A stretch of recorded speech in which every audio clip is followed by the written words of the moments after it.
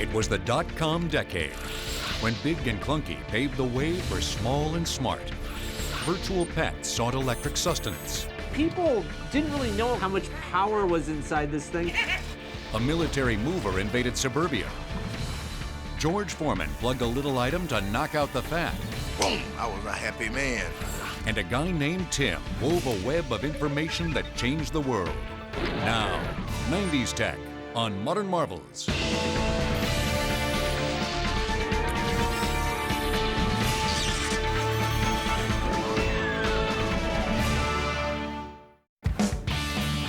The founder and CEO of the company that owns this warehouse and another 26 like it was working out of his garage in 1995. Today, he's one of the richest men in the world. The wake-up call was finding out that World Wide Web usage was growing 2,300% a year. That was in 1994. And that really started me thinking, what kind of business could you build on the web? Realizing cyberspace would be a great platform for commerce, Jeff Bezos researched top-selling mail order products and decided to create an online bookstore. Amazon.com opened its site to the world with this webpage on July 16, 1995. Offering more than 1 million titles, the virtual shop sold books in all 50 states and 45 other countries within the first month. We'd programmed a bell to ring every time there was an order. And it only took a few days before the bell became annoying. So it did grow fairly quickly. First-year sales surpassed $15 million.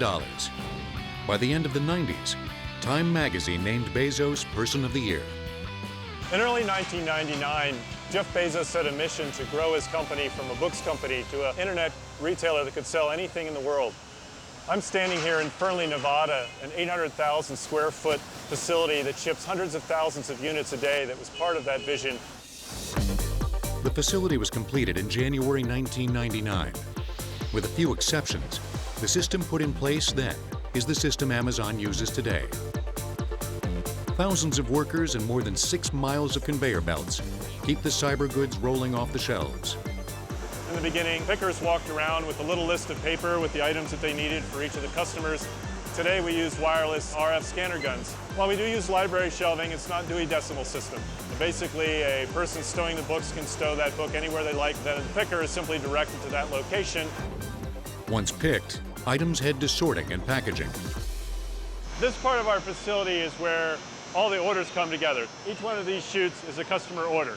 So all the items are coming from all over this facility, sorted into a particular chute. The key to this automated system is the tilt trays.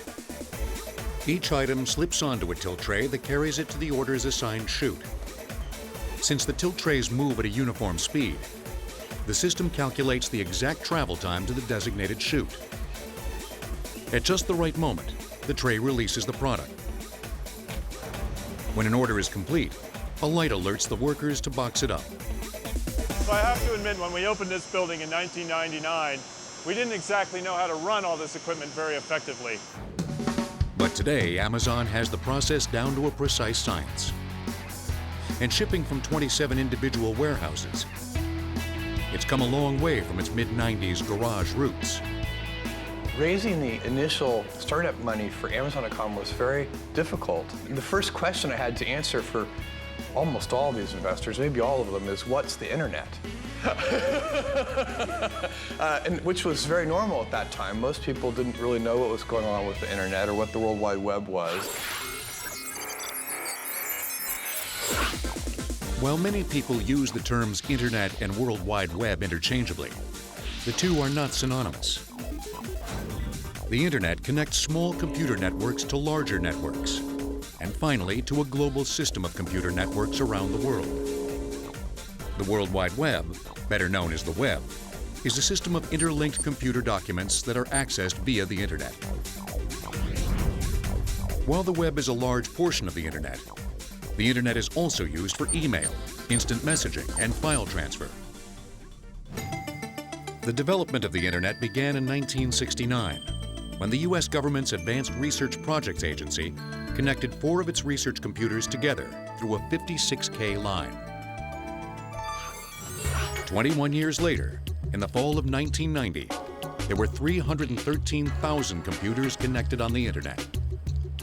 But the US government restricted the use of this primitive internet to research purposes only.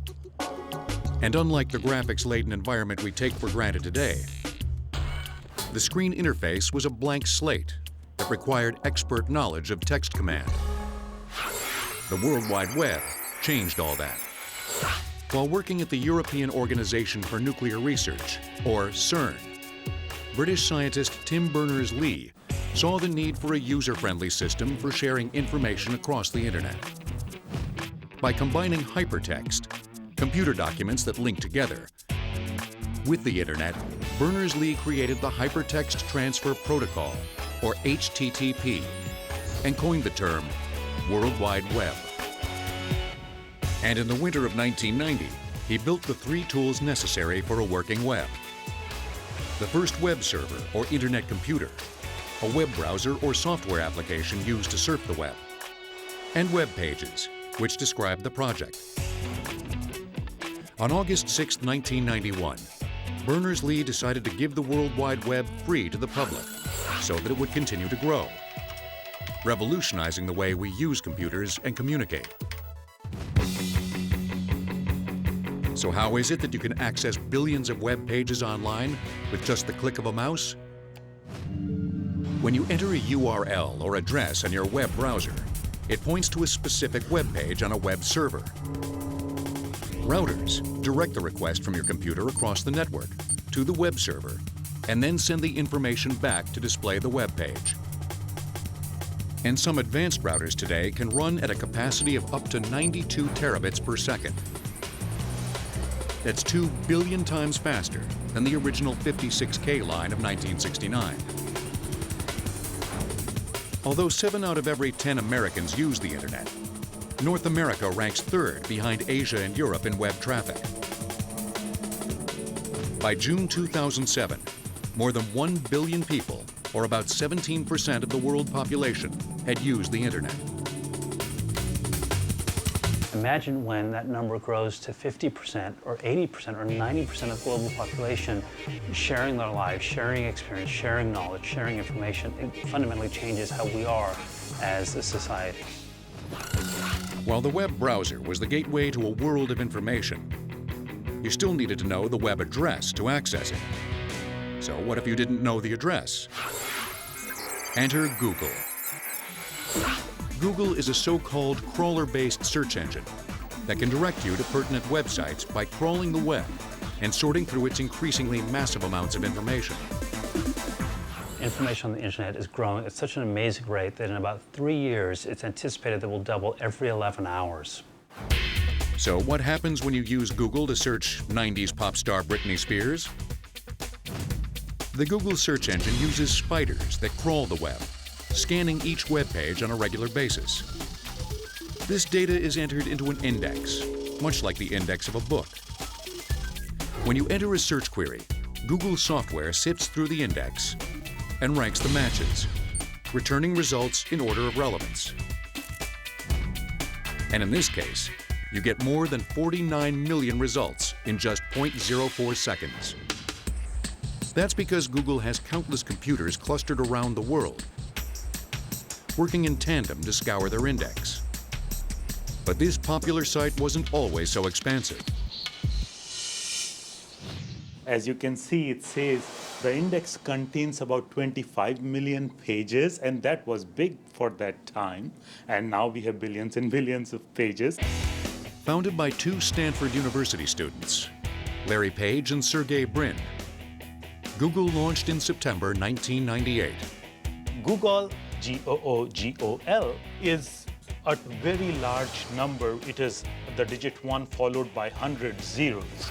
And Google is a play on the word Google to depict our mission of capturing and organizing large and vast amounts of information.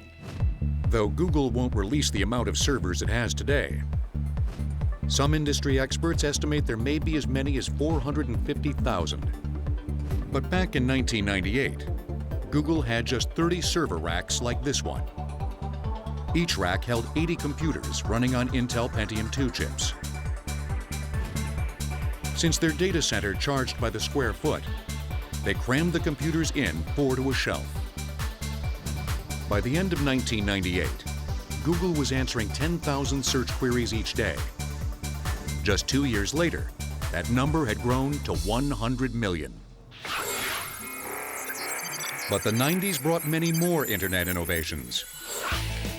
In 1996, email became the main source of communication in the United States, eclipsing both the telephone and standard mail.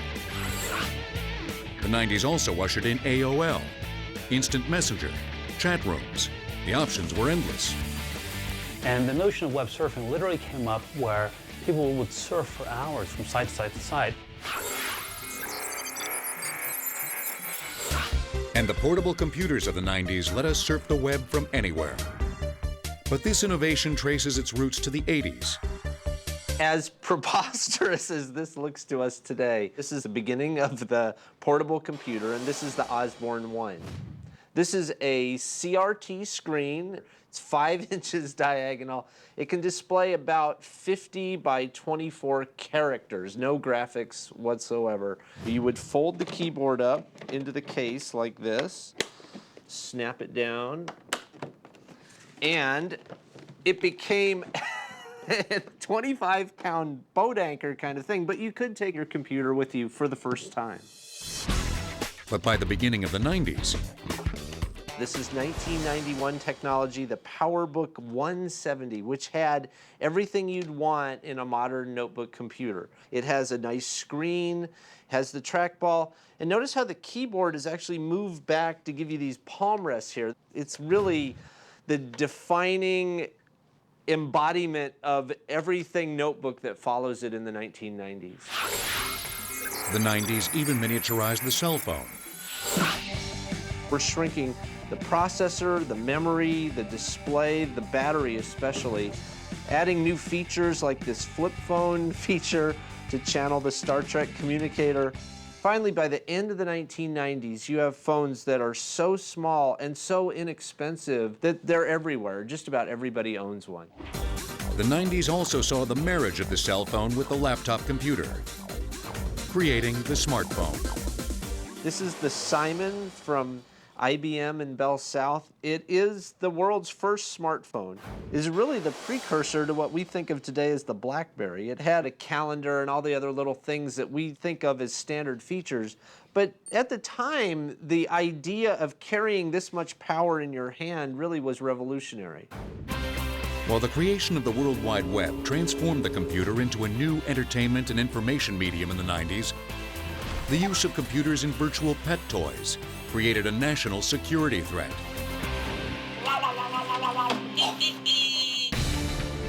In 2007, over 170 billion email messages were sent per day. That's almost 2 million emails every second. 70% of them were spam and viruses. 90s Tech will return on Modern Marvels.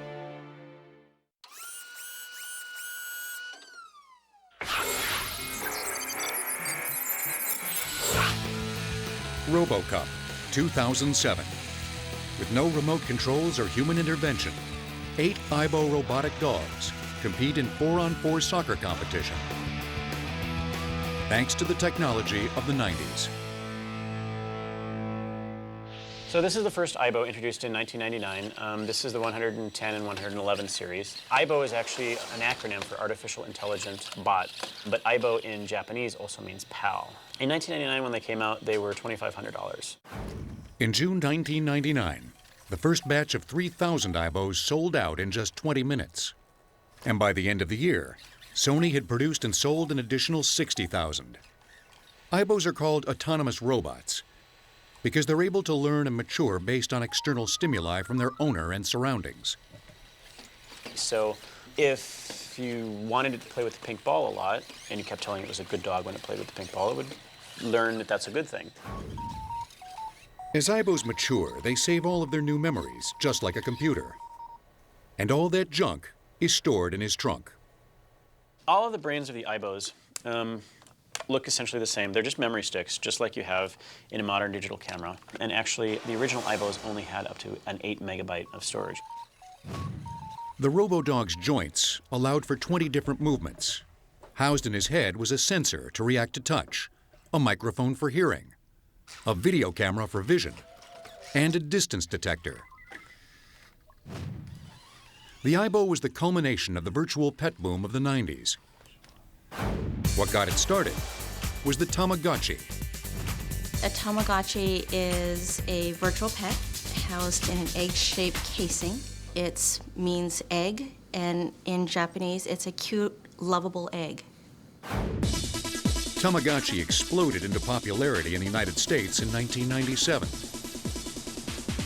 It was just amazing. People were lined up in the streets to see this. In its peak year, Tamagotchi sold over 40 million units worldwide. And I think what's so amazing is that if you translate that, that's 15 units every minute. 3 buttons allowed the owner of the pet to feed it, play games with it, check its hunger and happiness levels, and even perform a pet owner's least favorite task, cleaning up after it. And if not taken care of properly, your Tamagotchi would actually kick the bucket, just like a real pet. 2 button-sized 1.5-volt batteries kept the virtual creature running, and all the commands ran through a computer chip. And it had nearly double the power of the Osborne 1 portable computer of 1981. We created the virtual pet.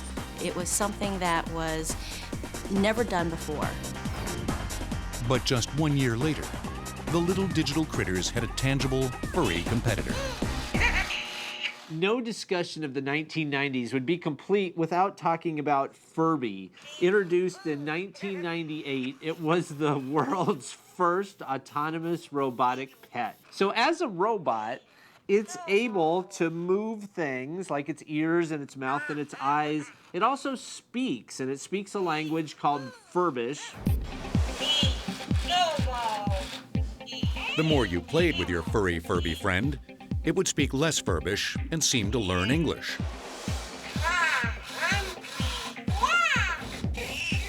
What it really did was gradually reveal up to 100 pre-programmed English words.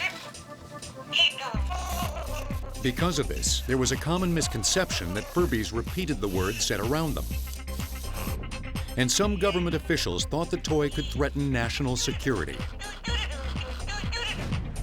In fact, the National Security Agency in Maryland banned its employees from bringing the little guy into its buildings on January 13th, 1999.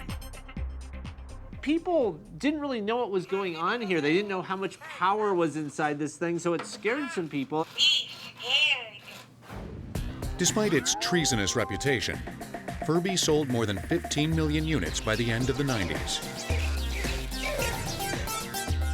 The Furby cost about $35 in 1998, which is pretty expensive for a toy. But when you take apart a Furby and look inside, you realize why it cost so much. It really was a miracle of modern technology. The Furby came fully equipped with touch sensors on the front and back, a microphone to pick up sound, a sensor to detect light, an infrared port to communicate with other Furbies, and even a sensor that could detect upside-down movement. One of the things that let them keep the costs down was a design feature that used just one electric motor that drove a cam system. So this single motor with the cams can drive the ears, the eyelids, the mouth, and the ability of the Furby to tip up and kind of move forward. The microprocessor has about 4 times the power of the Apollo moon lander. It's an amazing amount of processing power to fit into such a small and inexpensive package. Furbies, Tamagotchis, and iBos may have had a leg up in the world of toys. But in the mid-90s, it was the George Foreman lean, mean, fat-reducing grilling machine that really delivered a knockout punch. I'd fallen in love originally with the grill because I could get up early in the morning and have actually salmon and bagels. And I could actually put the bagel on the grill, turn one this way and the other the opposite. I would grill on both sides and then have the salmon ready, put a little cream cheese. Boom! I was a happy man. While similar hamburger grills were available at the time, the George Foreman grill introduced and patented a sloped design that allowed the fat to drip away from the meat. That was just what two-time world heavyweight boxing champion George Foreman was looking for. Everybody was calling me the man, Mr. Cheeseburger, and I'd made a joke because everybody laughed about my weight, that I could go and eat a dozen cheeseburgers and then become heavyweight champ of the world. So now, how could I get high-protein food and with little fat? The George Foreman grill. In 1995, we introduced our GR10, which was a 2-hamburger size. It retailed at $39.99. By the end of the 90s, more than 14 million grills had flown off the shelves. Though the size had grown to hold up to 8 burgers, the technology remained the same. This is the original construction that was used for these grills. We have a heating element that's pressed into the die cast, and the thermostat here maintains the temperature on the cooking surface at approximately 350 degrees Fahrenheit. And that's a great temperature for cooking hamburgers. A floating hinge ensures the meat, no matter how thick, stays in close contact with both sides of the grill. For Salton, this simple yet revolutionary grill was almost the one that got away. No one was interested in the grill. But a gentleman came to me and he said, I think I have a customer for it. And I said, you know, I can't sell it. So if you want it, it's yours. The potential buyer was none other than George Foreman. I sat there and looked at it for days and months. So finally, my wife ate some food on it. The grease went away. I was afraid of that because too much, you lose so many juices, it's not going to be juice anymore to meat. But come to find out, it was just great. Oh, that looks good. George didn't want to be marketing it himself. And as it turned out, the advice came to him that Salton would be the best company to do it. And so it came right back to me. And after that, it was like a Japanese bullet train.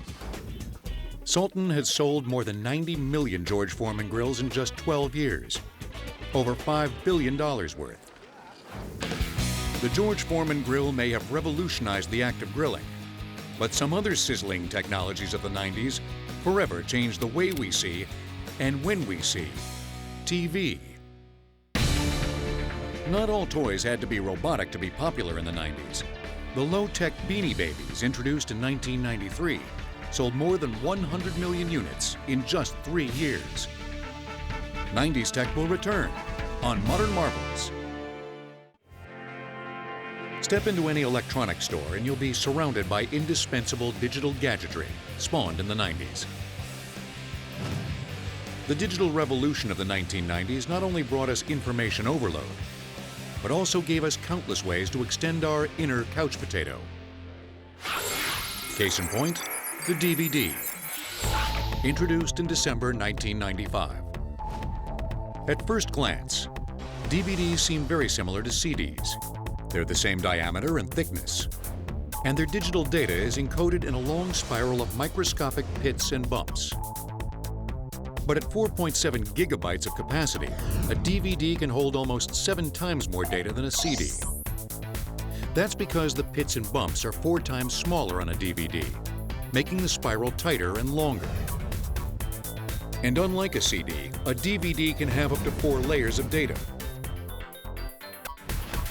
increasing its capacity to almost 26 times more than a CD. And though DVDs are 3 times smaller than the analog laserdiscs pioneered in the 80s, they can hold more than double the data. The payoff for consumers? For the first time, it was possible to fit an entire movie and then some onto a digital disc. But that was only because of another 90s advancement, digital compression. A movie would need about 40 times more space. The disc would be, 3 feet in diameter or something if it held a movie in its native format. So what they do is compress the movie by a factor of about 40 to 1 using something called MPEG-2 compression. MPEG-2 compression reduces the size of a video file by reusing any identical video information. Rather than storing all the data from each frame of video, digital compression lets one frame of video borrow from the previous frame any information that didn't change. That means that each new frame contains only the data that relates to how the picture is changed from the previous frame. By 1995, the MPEG-2 had become the standard format for video compression. And DVD players came fully equipped with an MPEG-2 decoder. Underneath the DVD, there is a laser. It's reading the data that's on the DVD, pulling it off to this board, which contains the computer technology that's necessary to decompress that MPEG-2 stream of data and make it possible for it to drive a television. DVDs ushered in an era of feature-packed special edition home videos. Could it possibly get any better? How about the ability to pause and rewind live TV? In March 1999, the TiVo Digital Video Recorder, or DVR, did just that.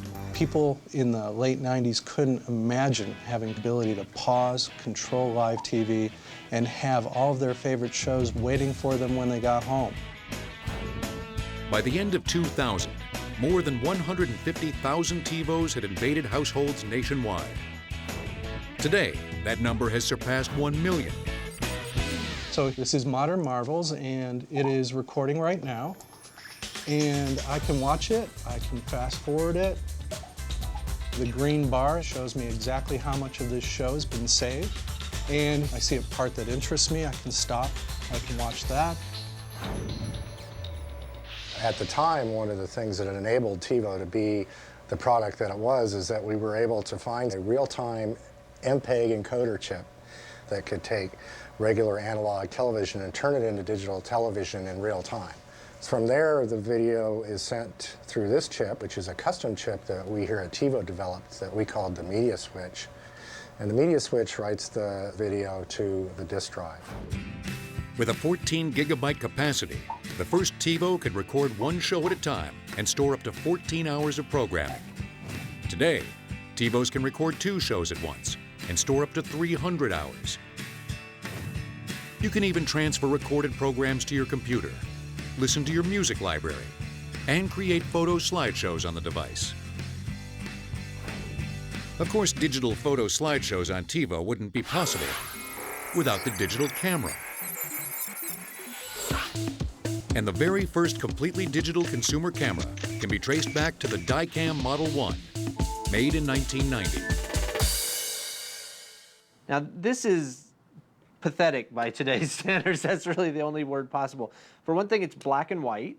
For another thing, it only has 376 by 240 pixels, or 0.09 megapixels of resolution, and it's almost completely tethered to your computer because flash memory hasn't really become possible yet.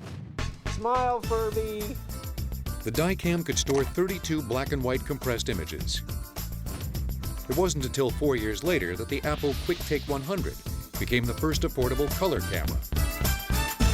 Now you can see that people hadn't yet standardized the shape yet, and this looks more like a set of binoculars than it does a digital camera. It's 640 by 480, or 0.3 megapixels, and it has flash memory, but it only has enough memory to store 8 full-resolution images. Then, just 1 year later, the Casio QV10 set the standard with its liquid crystal display. By 1995, the digital camera has evolved into the form factor that we're used to today. So it's got a lens, it's got the camera, and it's got an LCD on the back that lets us see the pictures as we're taking them and review the pictures that are in memory. Modern 8-megapixel cameras are a far cry from the original digital cameras of the 90s. Just watch what happens when we compare today's image to the 0.09 megapixel limit of 1990.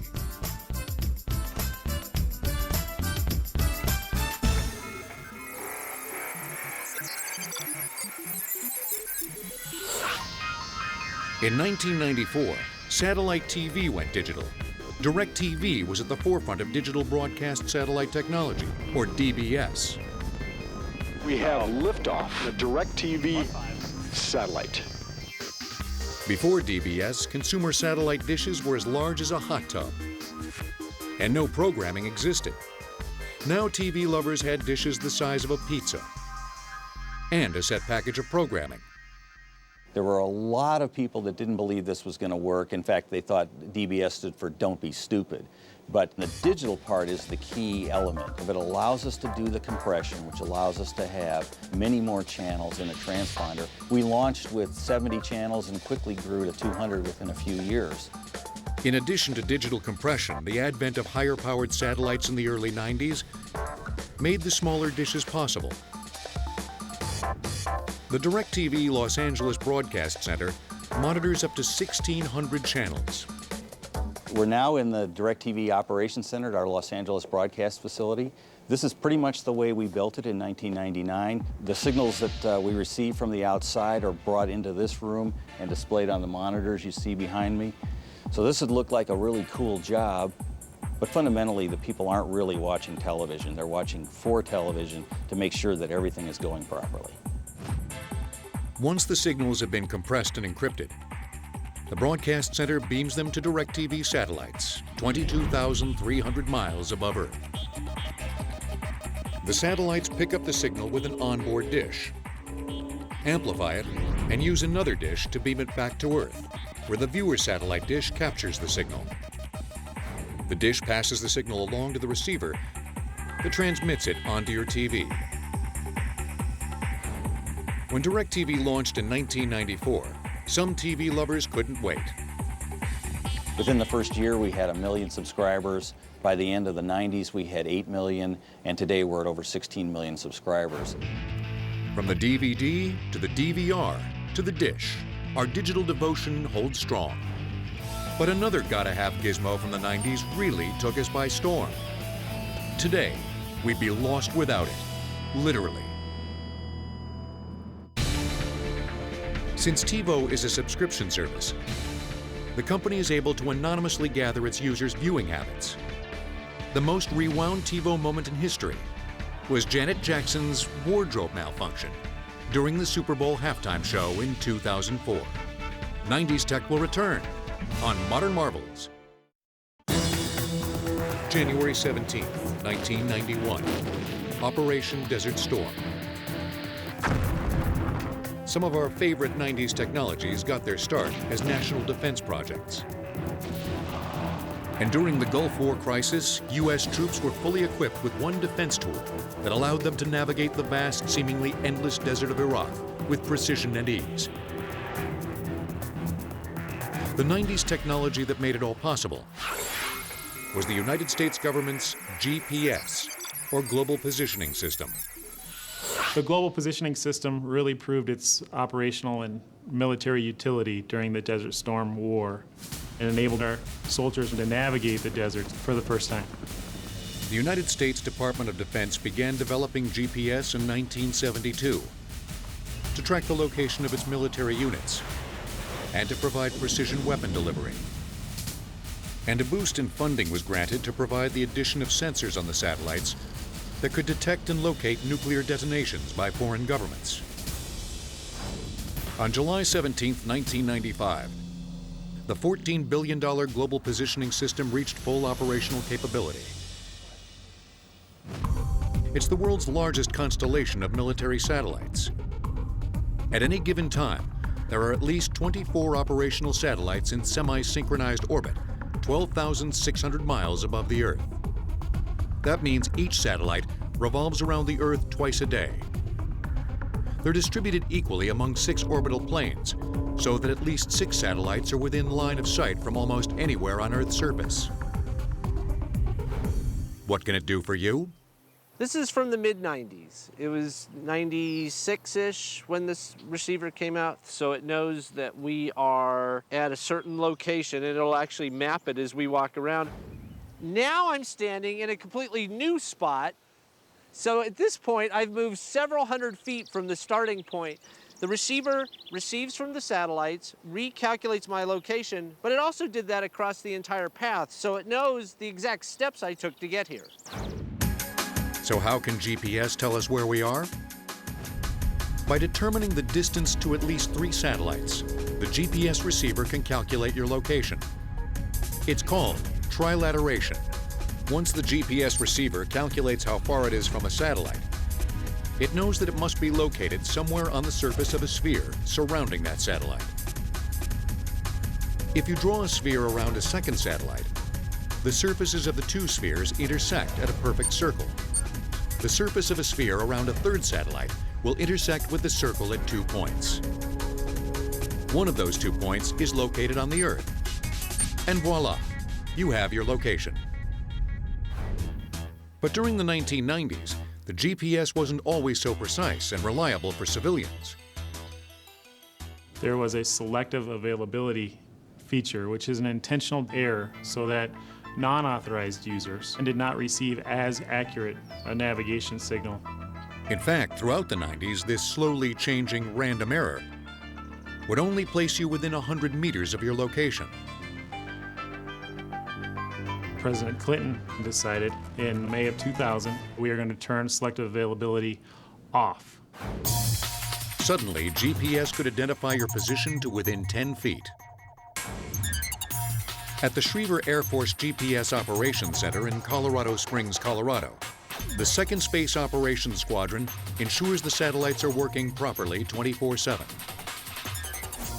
We have satellite system operators do a state of health on a satellite. We're going to check the pressures, the temperatures, the roll, the pitch, the yaw of that particular satellite to make sure it's transmitting the best navigation accuracy. Though originally a military project, the market for civilian GPS receivers has become 3 times bigger than its military counterpart.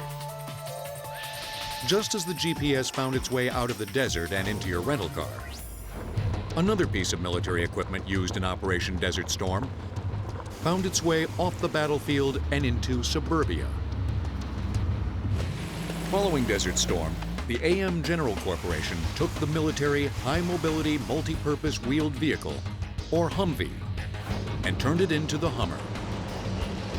The original Hummer, or H-1, had the same powertrain, chassis, body, and suspension as its military counterpart. In 1992, none other than Arnold Schwarzenegger became the first Hummer owner. But it was in 2003, when a slimmer, less expensive second model Hummer, or H2, hit the market, that this SUV became more commonplace.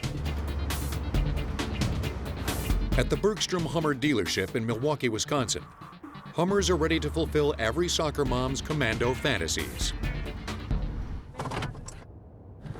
All right, to start off with, we're going to be in 4 high, so 60% of my power is going to be on the rear wheels, 40% is going to be in the front. When I come up to our first obstacle, which is a bunch of rocks, like we're going to go off-road, I'm going to go into 4 high lock. That's going to give me equal traction in both wheels, and all 4 of them. And it's going to be really bumpy, but we can make it real easily. With 365 foot-pounds of torque, or rotational force, the hefty Hummer can ascend a 60% incline and climb a 13-inch step. The H-1 can even ford 30 inches of water because all of the gears are tightly sealed. But the 8,500-pound off-road vehicle averages only about 10 miles per gallon. And the new Millennium isn't the guilt-free, gas-guzzling joyride of the 90s. So there's a smaller Hummer, the H3. While the H3 maintains the capabilities of the H1 and H2, it weighs 2,000 pounds less and is nearly 1.5 feet shorter in length. And it gets 18 miles per gallon, nearly double that of the H1. The Hummer may have brought excitement to some, but another innovation of the 90s started a type of gaming that would morph into one of the most lucrative entertainment products of all time. Geocaching is a worldwide internet-based outdoor treasure hunting game that uses the global positioning system to hide and seek containers called caches. Today, there are more than 400,000 caches hidden worldwide.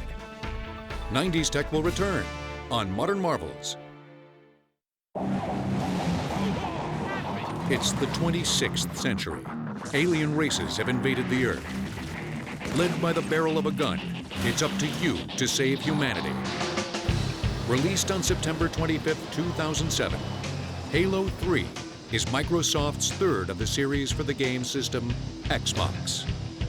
First day sales in the US alone reached $170 million,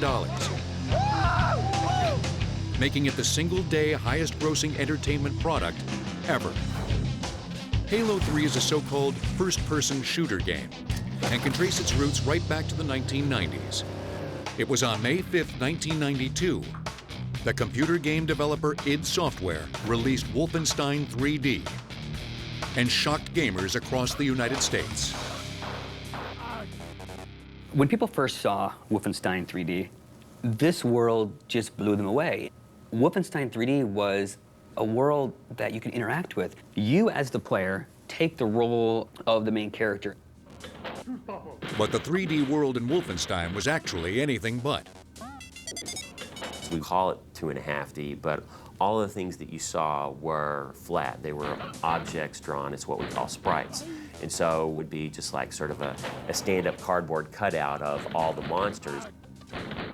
They were just stretched and scaled in the screen so they could get bigger or smaller depending on how far away you were from them. Wolfenstein 3D may have been one of the original first-person shooters, but it was id Software's release of Doom in 1993 that really established the genre. And fighting the evil demons and zombies took a little bit of the sting out of killing. In every way that Wolfenstein 3D was innovative and irreverent, Doom literally just took that and said, you know, I'll see yours and I'll raise you twice as much. Unlike Wolfenstein, Doom was much more three-dimensional. You had different heights and floors. We even had, you know, this kind of large outdoor landscapes.